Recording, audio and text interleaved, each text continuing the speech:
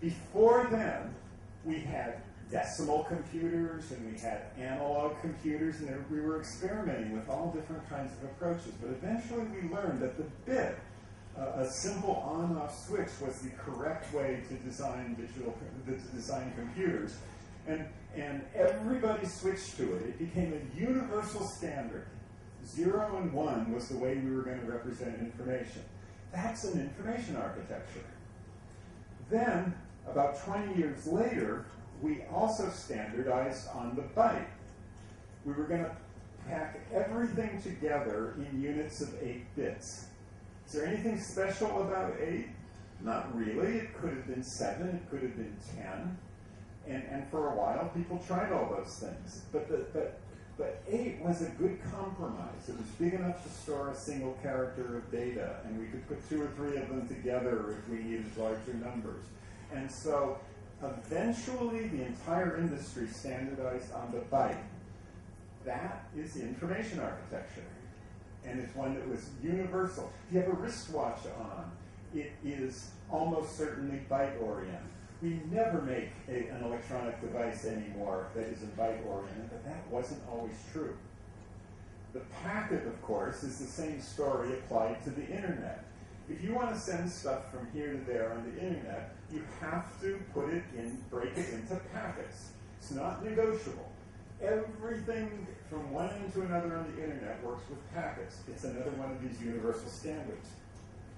But where do we go from there? What would be the next step?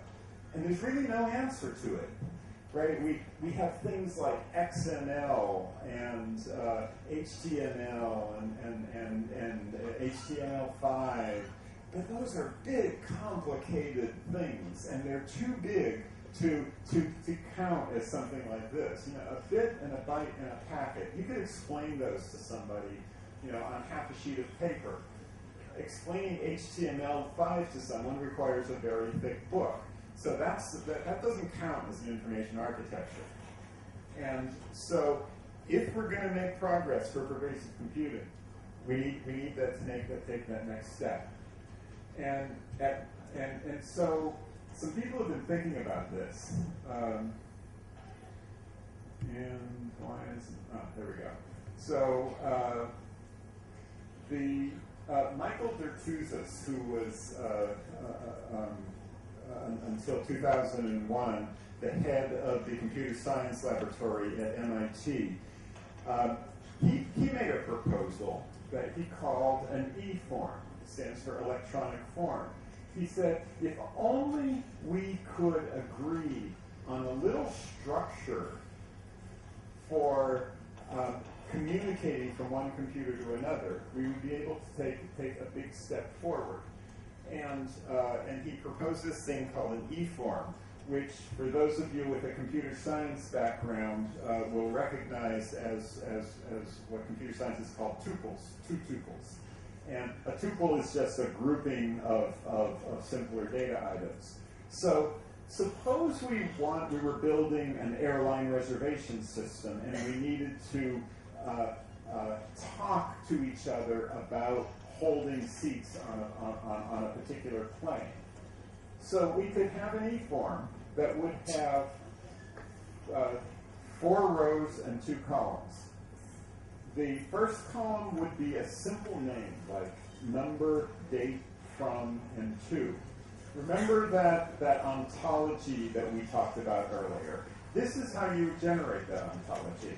This would be the result of it. We would say, we're going to agree that number means the number of seats we need on the plane. Date is the date of flight. From and to are where we're going from and where we're going to. And this is oversimplified, of course. But if we can get agreement on something as simple as that, we could start to evolve ontologies for everything we want to talk about. So an E-form would be a candidate for that next layer.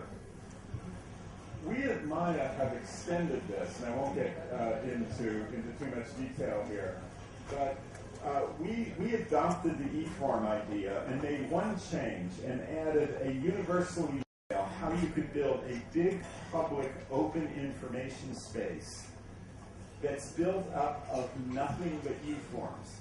In exactly the same way that the internet is built up of nothing but packets, and computing is built up of nothing but bytes and bits. And I'm not going to get into that much, into any more detail on that, except I want to talk a little more about this idea of universal identity. This is very important. It enables a single universal data space. That is, we don't have to keep items in a given computer anymore to keep track of them. Because just as every shipping container in the world has a barcode on it that tells one from the other, every U-form has a UUID that lets us tell one from another.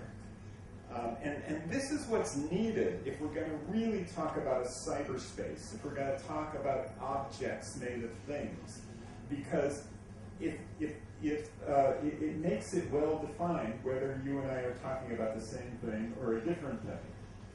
And a lot of people object, well, that would require some central authority, but it doesn't. Every computer in the world is already capable of generating UUIDs. Many things inside of Windows already use them. These things already exist. We just don't make enough use of them. And I'm going to skip over some of this detail, but this is important. A UUID allows us to differentiate replication from copying. And what I mean by that is, let's say I copied a word processing file onto my laptop from my assistant's computer, and took it on an airplane to work on it. So I've made a copy of that letter. But did I mean it to be a copy, or did I mean it to be really the same thing? And that's a matter of intent. Nothing in the computer separates that. I might, for instance, wanted to use an old letter as a draft for a new one, just as a starting point. But I may have actually wanted to edit the document. But in both cases, I just moved it from one machine to another, so the computer has no idea which of those things I mean, and that creates no end of confusion. If you put UUIDs on everything, that problem is solved, because if two things have the same UUID, they are intended to be the same. They may not actually be the same, but if they're not, something's wrong. I changed one and have to update the replica. If I want to copy it, I give it a new UUID. Again, I don't have time to go into the nuances of this, but it's an extremely important mechanism, and it's very, very simple, and it solves many problems. So if we had these U-form things, we could build what we jokingly call the grand repository in the sky. When I said this morning that the data were escaping from the devices, and we have this public information space, that's what U-forms can do, because we could massively replicate the devices, and this is already happening already, of course, except now it's happening in proprietary cloud systems, right? You can give your files to Google or to Amazon or to Apple or to Microsoft, and they'll keep them for you, and they replicate them many times across their servers, but you can't operate across those systems. If we had a public information space, you could imagine there being this huge ocean of U-forms out there in the world, and you would be able to, just as you could pluck out an email message with your iPhone, you would be able to do that with any piece of information. And then that would be the informational underpinnings of a true public information space that will work once we have trillions of computers. And importantly, we would be able to use peer-to-peer technology, which would be much more robust than having to go to these central cloud servers that are causing so much problems these days, because every time one of them gets a bug, a whole large system goes down. So this, once it comes into play, will evolve into a single consistent model of all of the basic facts of the world. And that's what we call the grand repository in the sky, right? These things would flow among many, many computers. They would be massively replicated, so they're not under anyone's central control. That means they're not subject to the corporate policies of some big service provider, and they are very, very difficult to censor. That, of course, is why the music industry is so afraid of peer-to-peer technologies, for exactly those reasons. But just because a technology can be used for some illegal or immoral purpose doesn't mean the technology itself is flawed. And with proper safeguards, such a system could be deployed for the good of humanity and could be very, very powerful. And so the machines and the people, in this point of view, are living in the information instead of the information living in the machines. So in summary, fungible devices and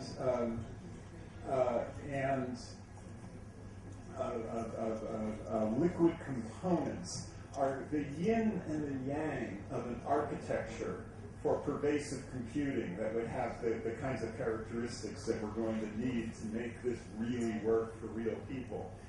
And so how do you design for trillions? The answer, as we see it, is 3 steps. The first step is you negotiate an architecture.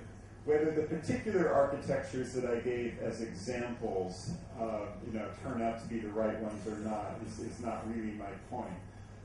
The point is that you can't begin to think about these problems without having a good architecture. Secondly, you give that architecture to lots of designers. You establish a community of practice who share those architectural principles, even if they don't share the same economic motives or design sensibilities. And thirdly, you subject the results to market forces. When I talked about how markets are good for sorting out good snack foods from bad snack foods, they're very good at sorting out the good results from an architecture from the bad results from the architecture.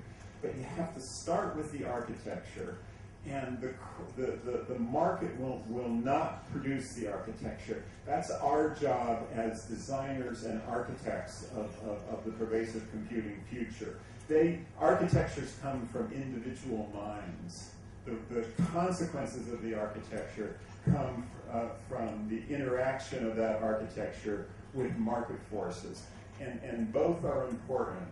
And that in my opinion, is the only viable path forward if we're really going to have a world with 1 trillion computers that's worth living in. So thank you.